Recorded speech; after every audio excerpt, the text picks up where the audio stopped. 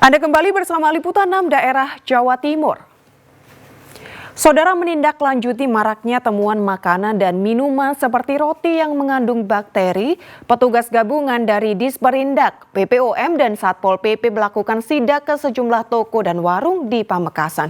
Petugas menemukan puluhan makanan ringan yang kadaluarsa. Inspeksi mendadak atau sidak makanan dan minuman mengandung bakteri, petugas gabungan dari Disperindak, BPOM, dan Satuan Polisi Pamong Praja Pamekasan diawali di sejumlah toko makanan dan minuman di Terminal Lama, Kelurahan Lawangan Daya, Kecamatan Pademau. Di lokasi tersebut petugas hanya menemukan sejumlah makanan ringan yang kadaluarsa.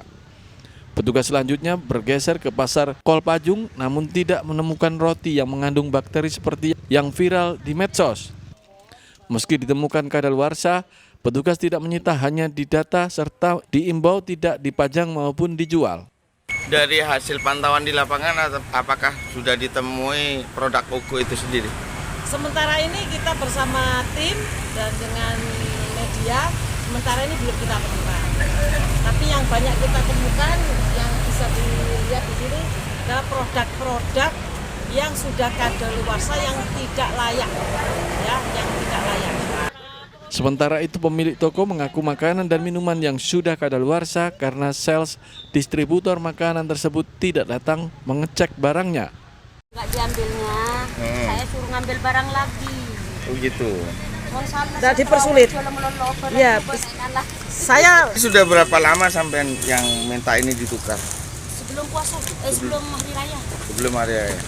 Sampai sekarang belum diretur. Suruh ngambil saya.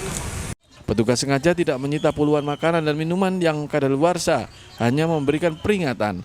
Namun jika ditemukan menjual produk kadaluarsa, petugas akan mencabut izin usaha atau tokonya disegel. Faturosi melaporkan dari Pamekasan.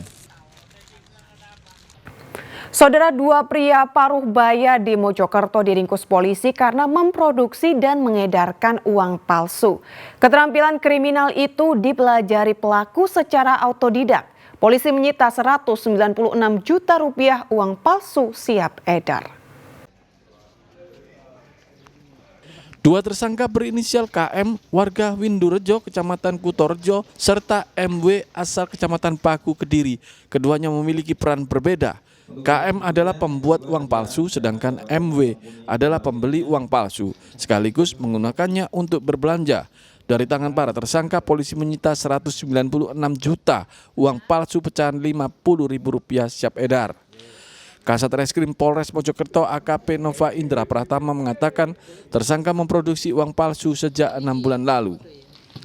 Tersangka KM belajar membuat uang palsu secara autodidak. Uang itu selanjutnya dijual kepada pelaku MW seharga Rp50.000 per 3 lembar uang palsu pecahan Rp50.000.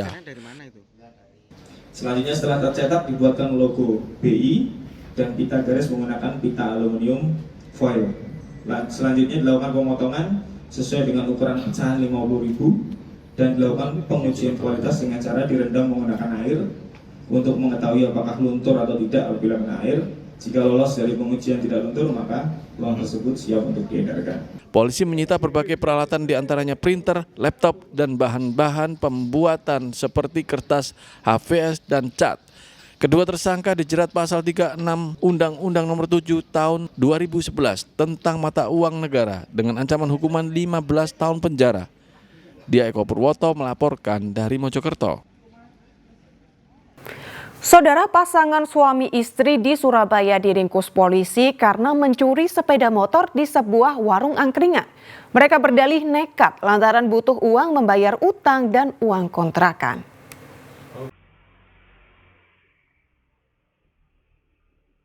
Pasangan suami istri asal Surabaya itu terekam CCTV mencuri motor pemilik warung angkringan di Jalan Manyar, Kartika, Surabaya. Sang suami HW berusia 50 tahun bertindak sebagai eksekutor, sedangkan istrinya NW usia 48 tahun bertugas mengawasi keadaan sekitar. Usai aksinya viral di media sosial, pelaku diringkus polisi di persembunyiannya kawasan Kedung Tarukan, Surabaya. Kepada polisi, tersangka mengaku nekat mencuri karena melihat kunci kontak masih tertancap pada motor. Berdalih terdesak biaya untuk bayar utang dan kontrakan, tersangka tak berpikir panjang dan langsung membawa motor incarannya. Bahwa pelaku inisial HR 49 tahun dan NNW 48 tahun yang beralamat di Gedung Tarukan Surabaya, yang kebetulan mereka berdua adalah suami istri.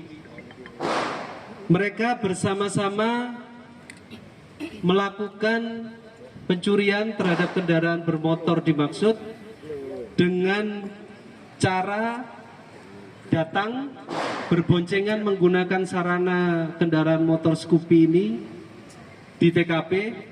Kemudian karena saat itu pemilik angkringan sedang sibuk menyiapkan dan melayani para pembeli, saat pemilik angkringan dan pemilik kendaraan bermotor itu sedang ke belakang,